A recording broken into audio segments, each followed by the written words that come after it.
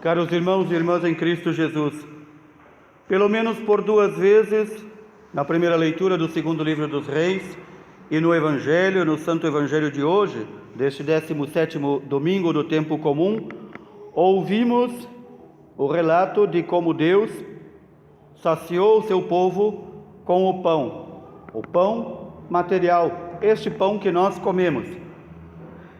E respondemos juntos com o Salmo 144, saciai os vossos filhos, ó Senhor.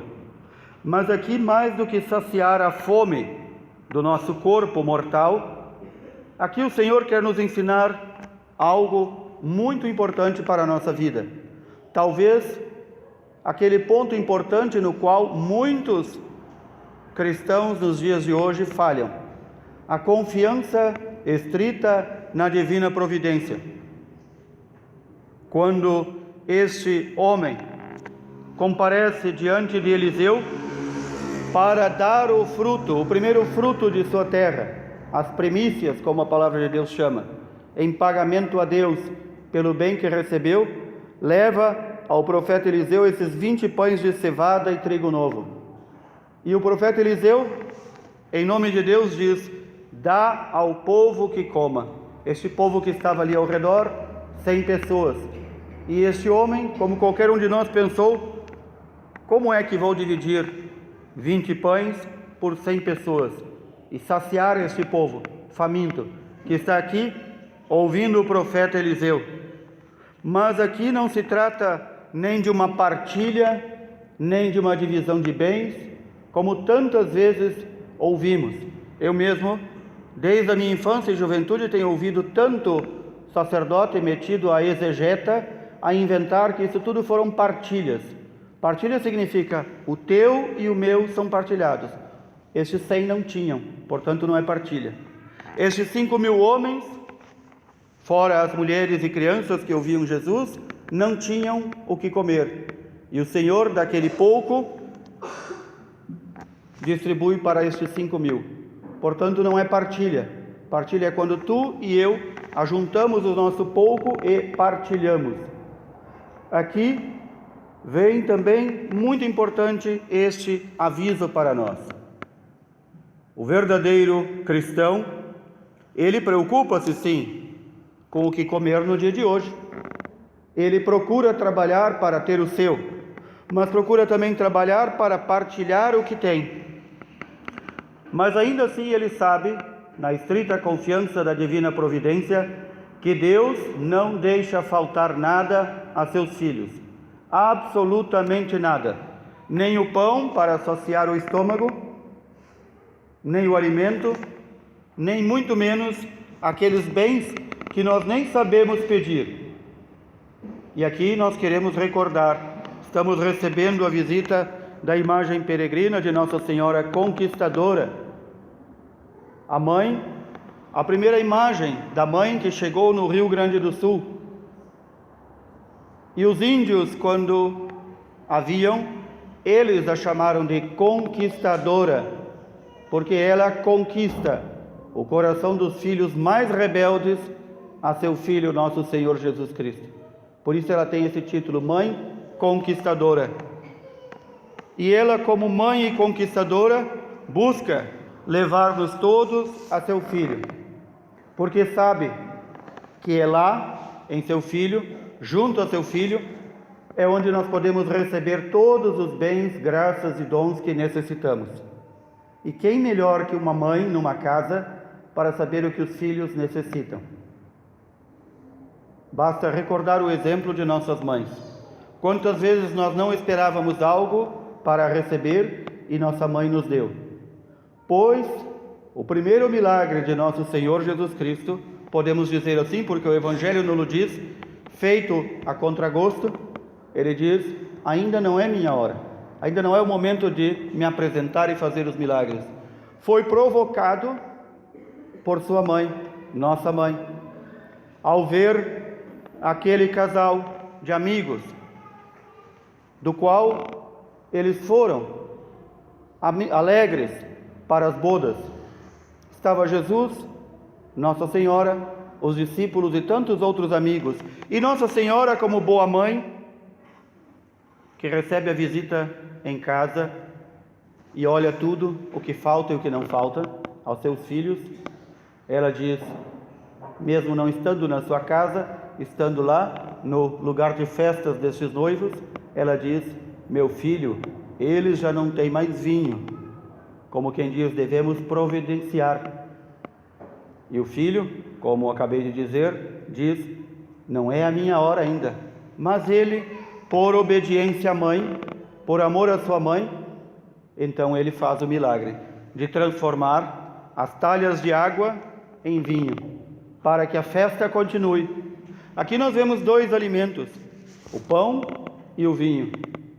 Esses dois alimentos continuam presentes entre nós, o Senhor multiplicando a sua vida em cada pequeno pão que recebemos, que nós chamamos a hóstia, a partícula. Ali o Senhor multiplica a sua vida para nos alimentar. Ele não veio nos alimentar com comida, com pão de trigo. Ele vem através deste pão de trigo consagrado, sobre o qual ele desce pelo Espírito Santo, vem para alimentar a nossa alma, alimentar a nossa vida.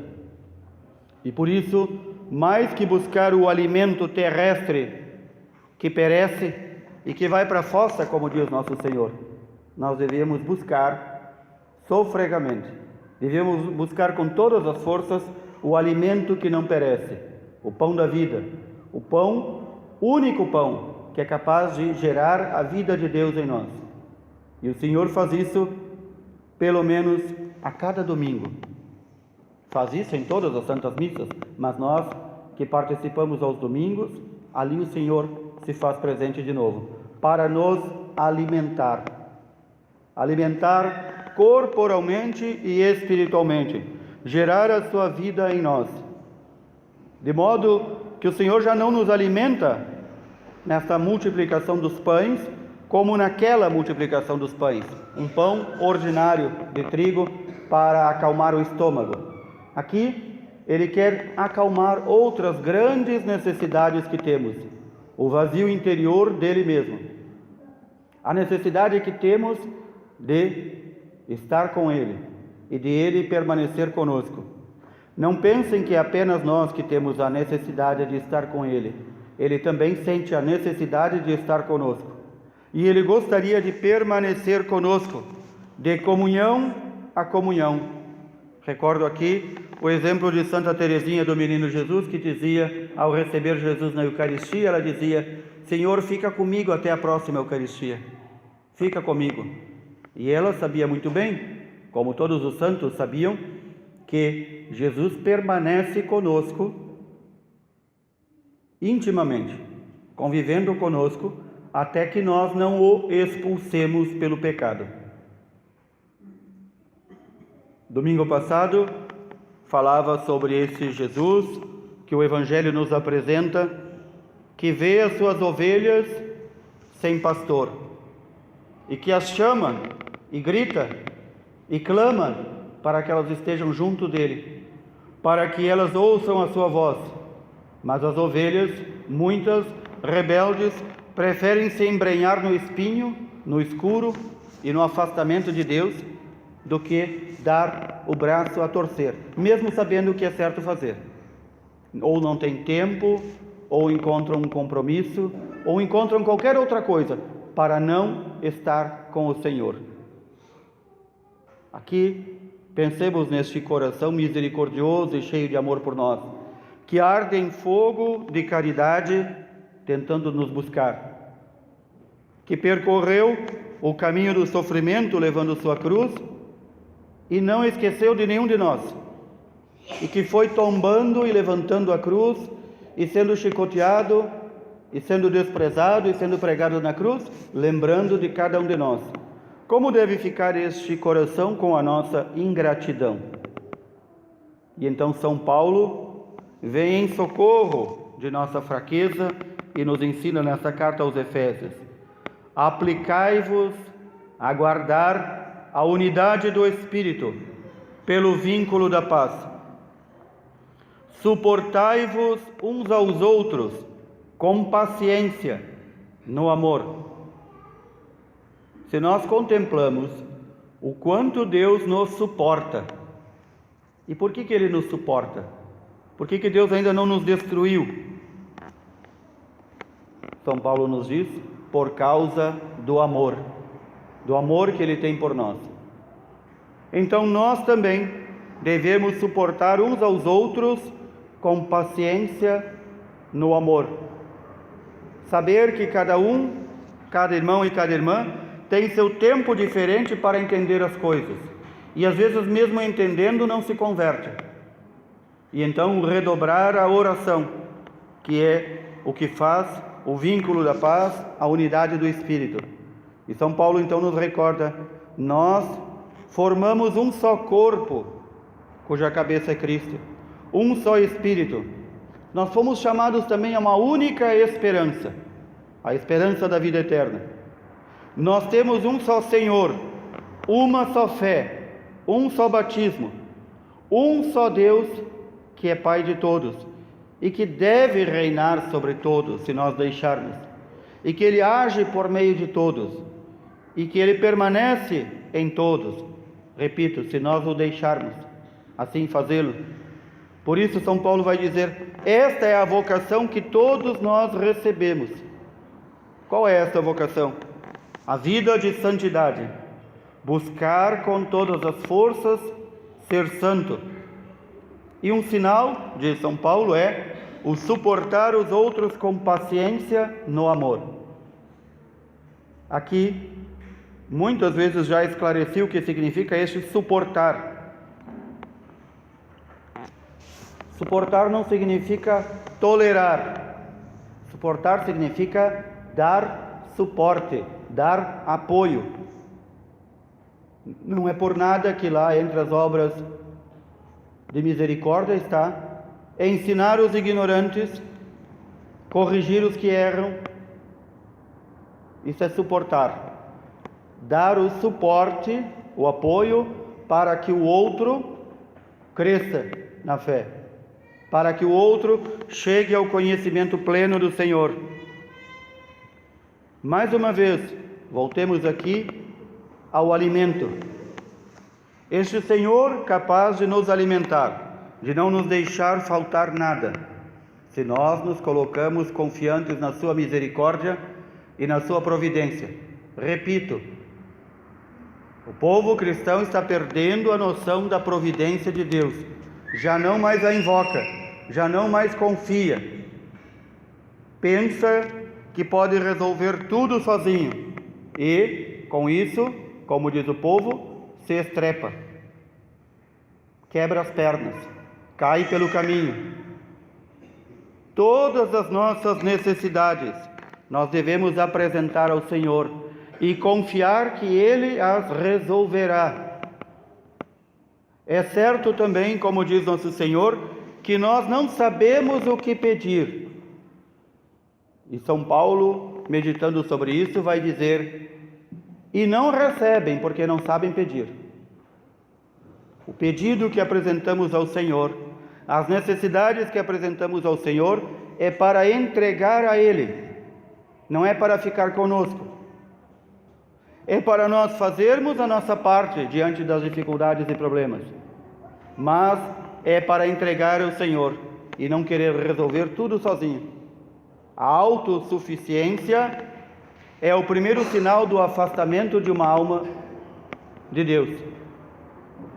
Tempos atrás encontrei uma pessoa que ela me dizia várias coisas que tinha feito na sua fazenda, e eu dizia ao final de cada frase, graças a Deus, graças a Deus, graças a Deus, para ver se ela se tocava, para ver se caía a ficha, para ver se entendia.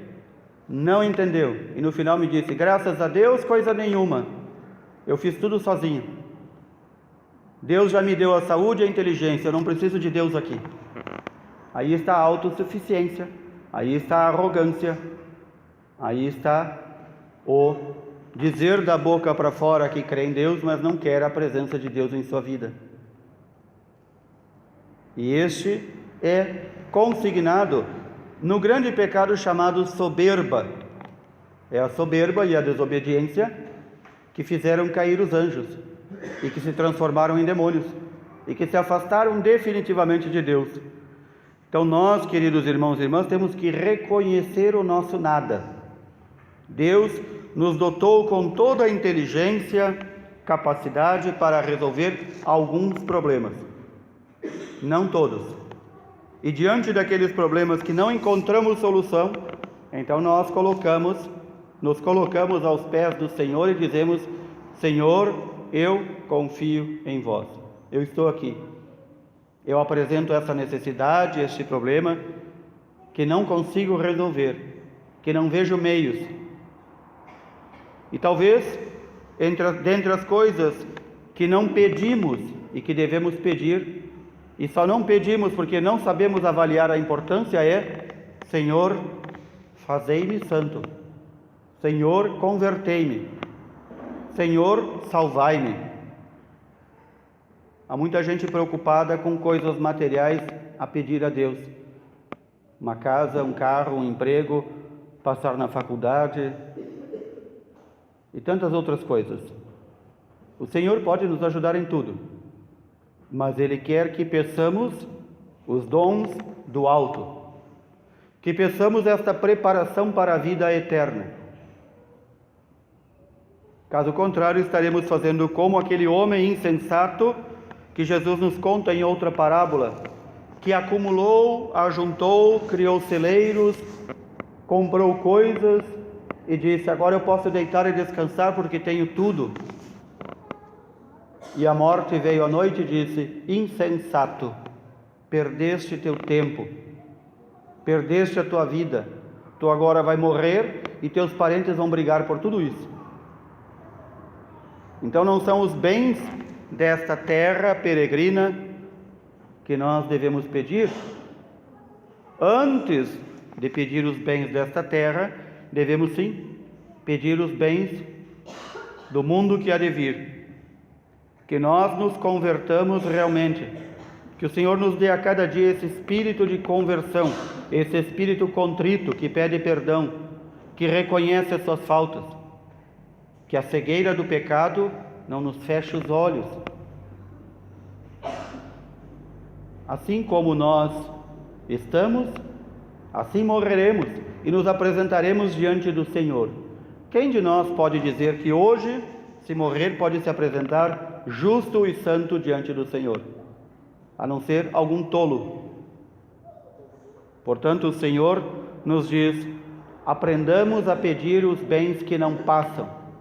Ou como rezamos na primeira oração do dia: saibamos usar os bens que passam, mas buscar os que não passam. Saibamos usar deste mundo de modo cristão, mas peçamos os bens que não passam do mundo que há de vir.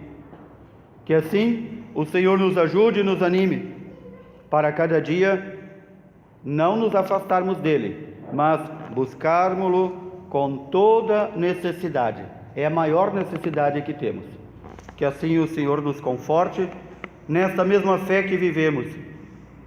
Todos nós marcados pelo único batismo, todos nós chamados a esta grande esperança da vida eterna, todos nós com esta certeza que Deus é nosso Pai e não nos deixa faltar nada, e que o Senhor nos ensine a pedir os bens que não passam. Louvado seja nosso Senhor Jesus Cristo,